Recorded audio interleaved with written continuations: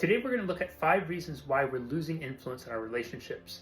What influence isn't is that we're not talking about getting power, but what we are talking about is we're talking about getting respect and about bringing ourselves on equal playing fields of whatever relationship we're in, whether it's a personal relationship, whether it's a professional relationship, because isn't that what we all want? We want to be treated as equals and we want to have respect.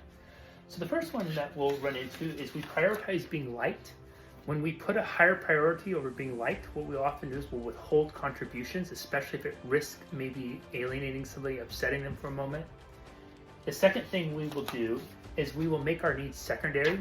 We'll, again, withhold. We won't tell people what we really want. We won't tell people what really matters to us. We'll acquiesce to them and always do what the other person wants instead. We will avoid conflict, and conflict's a really tricky one because conflict doesn't necessarily have to be bad. A lot of times we hear conflict when we think fighting.